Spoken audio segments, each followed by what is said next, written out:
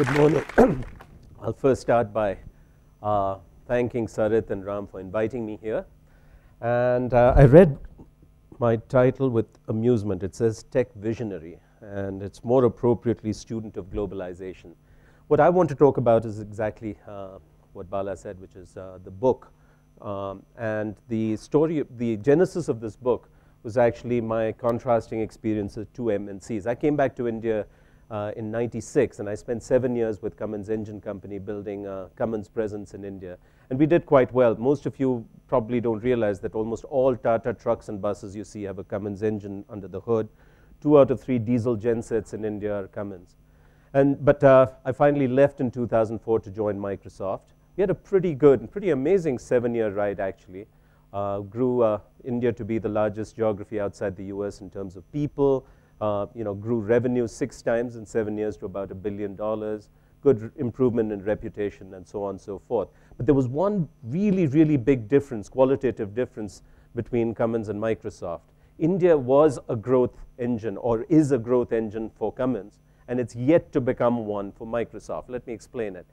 In Cummins, India contributes, depending on where we are in the industrial cycle, somewhere between 10 and 20% of global profits.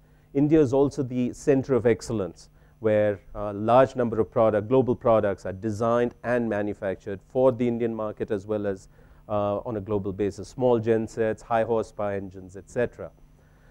If you look at Microsoft, like most companies, we're still about less than 2% of global sales. Okay, and you look at our R&D center, it's very highly respected, the one in Hyderabad, but it's still an offshore R&D center that doesn't innovate for the local market.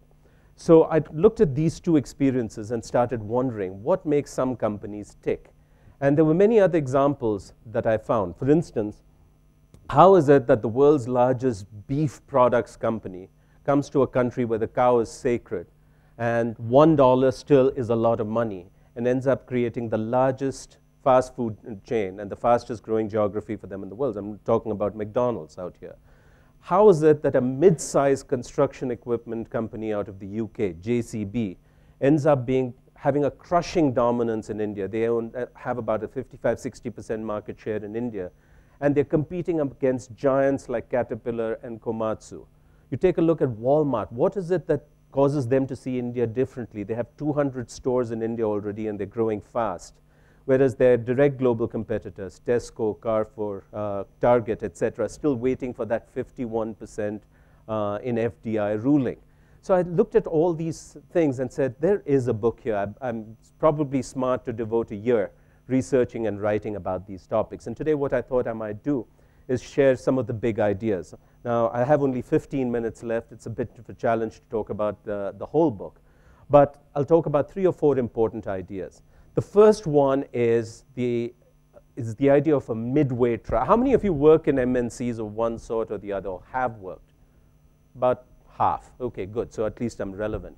But there's this powerful concept which I call the midway trap.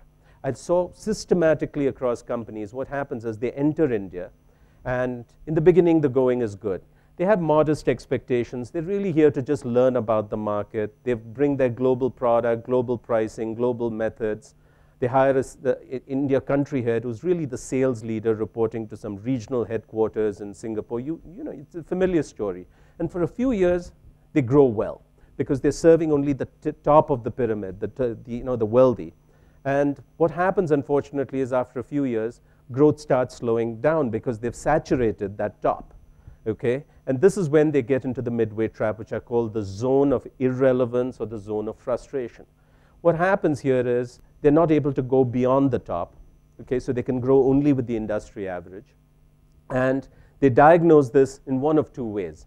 They say, oh, India is just too hard. Okay? The market is too difficult, complicated. We're glad we're there, but we'll come back when the market looks more like what we are familiar with. When more Indians start eating meat, you know, that's when our model will work. Or when Indians stop stealing software and are willing to pay for content, we'll come back. So they make these rationalizations. When India has better infrastructures, when things will make sense. So they either say, let's just put it on hold, or else they diagnose this as a leadership problem or an execution problem. And what happens is they just start changing out leaders. You see a revolving door of leaders. the case, there are no commitments made to creating India-specific business models or products. And this is the zone of irrelevance. Now, a few companies, what I saw was they were able to power their way out of this after a few years. Take GE, for example. They were trapped for most of the last decade in this midway zone, okay? But in the last 3 years, they hardly grew at all, almost zero growth.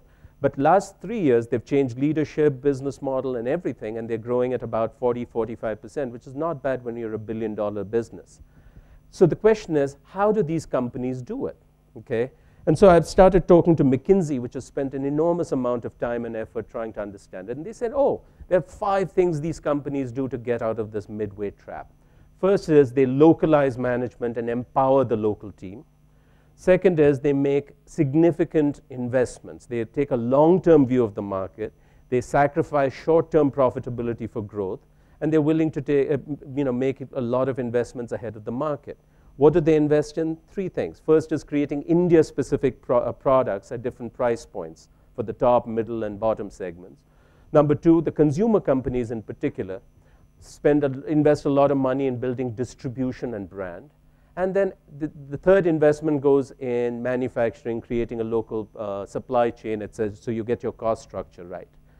And McKinsey is exactly right. You go and see the evidence. What did these 15 companies or 25 companies do? And they did these things.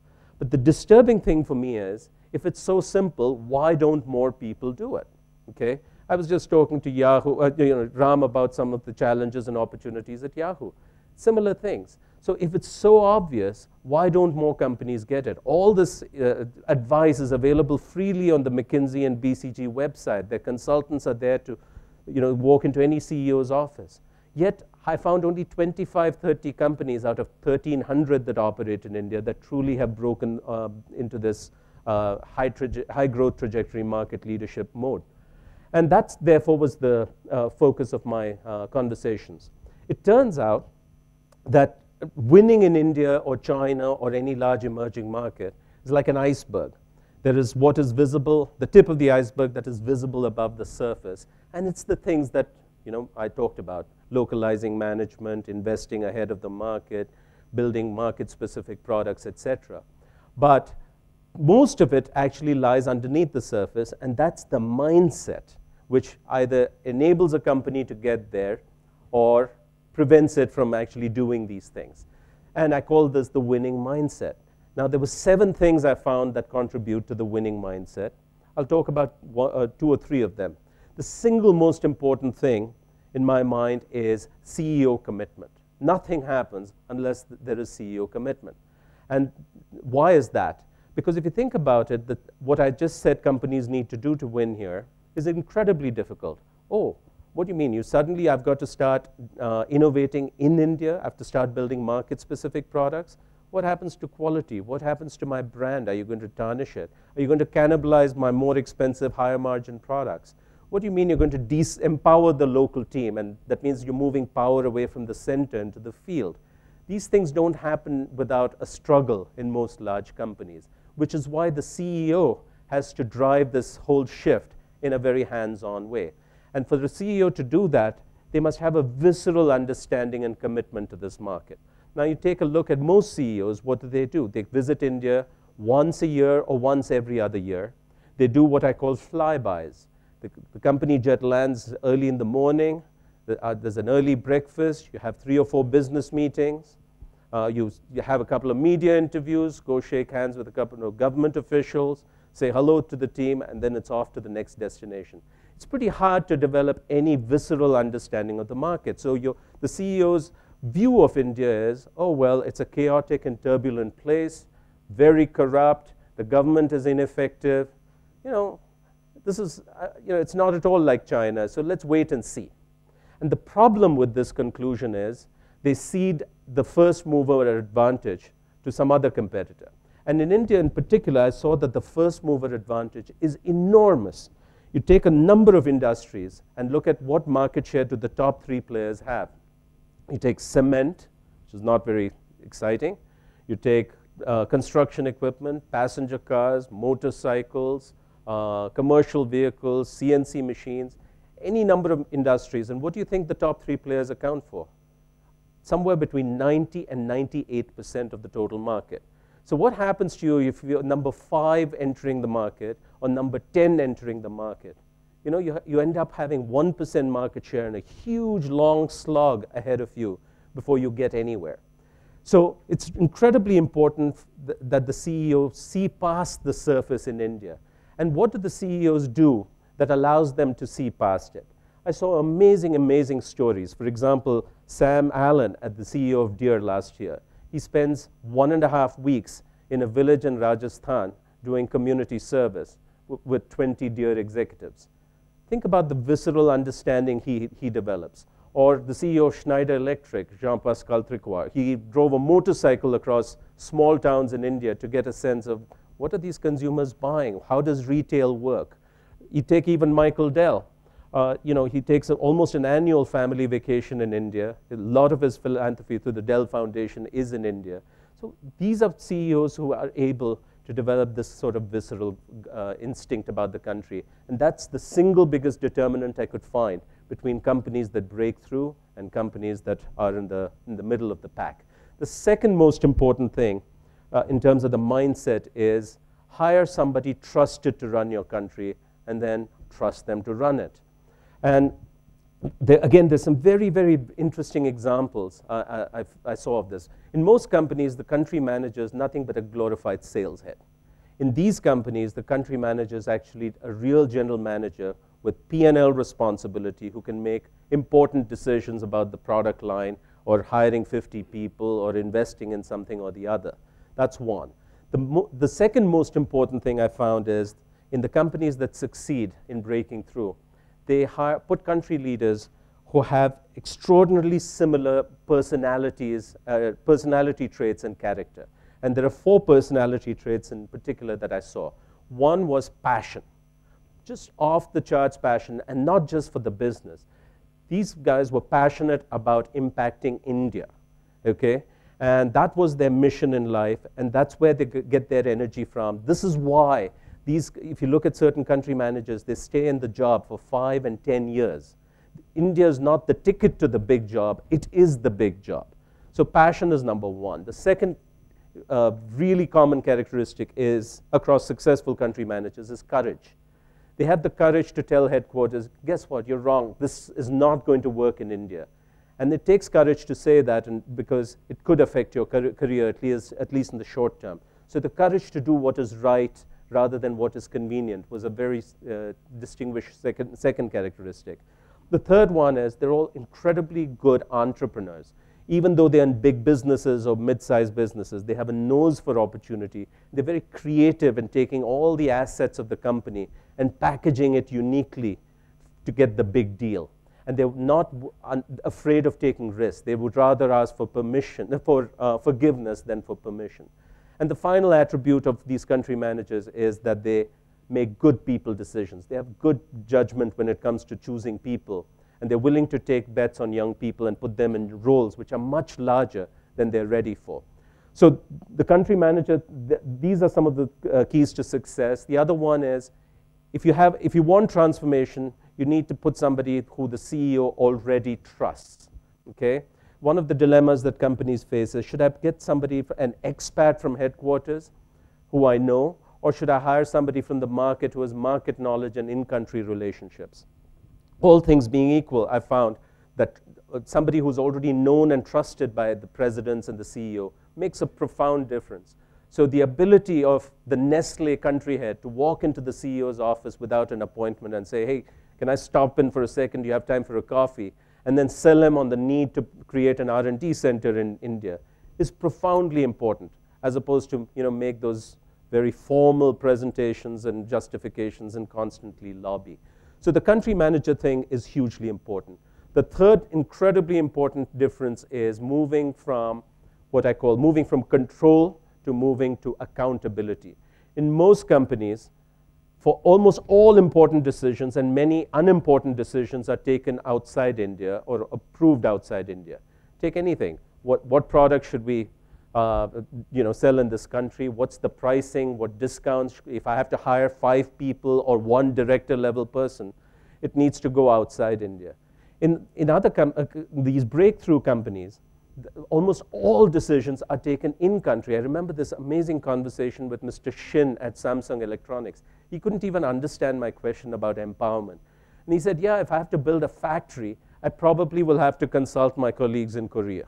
Okay? But everything else we decide out here.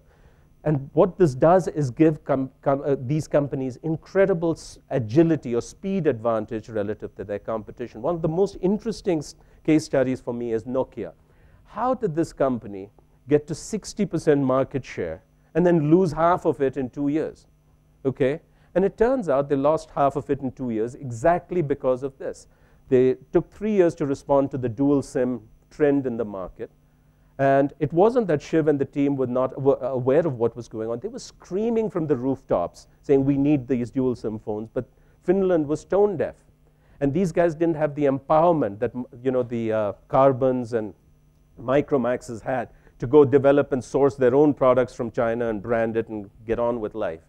And they lost 30% market share. So moving from control to moving to accountability is a third thing. Fourth one is the leading companies see India as a market for innovation. And for me, then there was no better example of this than McDonald's.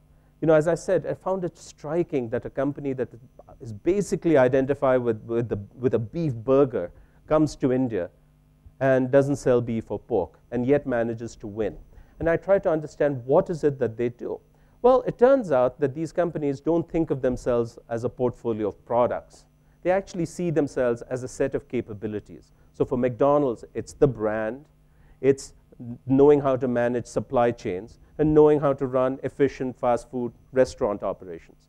So they come to India, find a couple of local partners, and then figure out what do Indians want to eat and leverage these capabilities. And the menu is 90% different for those of you who've gone to a McDonald's.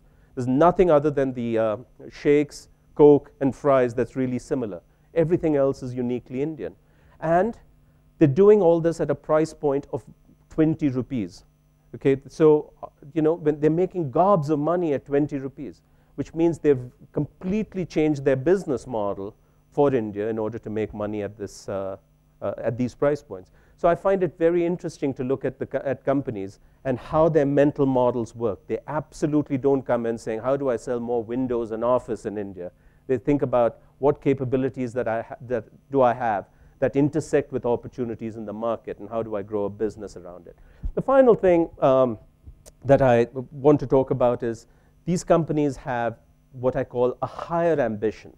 They have an ambition beyond just growing the business. They want to create social impact. They want to create societal value in India. I think oft-used phrase is doing well by doing good. So you take a company like Unilever. They have an unwritten policy or operating philosophy that says, if it's good for India, it will be good for us. And when they operate in that way, the magic happens. Not only is it an insulation against all the turbulence and chaos of India, they actually are able to attract better talent, and most importantly, I found they're able to create new businesses, which are social enterprises. So you take Unilever, they've created this Shakti Amma rural distribution system. And today, not only are they employing tens of thousands of women, 10% of their revenues is coming from this channel, which is their fastest growing channel. Or take their Pureit water purification business. Nowhere else in the world does Unilever sell water. But in India, they saw 1 million people dying of contaminated water, and they decide to create this business. And it's growing explosively. So having a higher ambition seems to be really important. Let me sort of end there because time is out, but I end with one message, that the CEO decision to commit early and significantly to India may be a defining choice for almost every CEO in the world today. Why? China is not a defining choice. China is already too big, too large. Every CEO knows that they've got to go there and find a way to play. India is still apparently a choice, okay?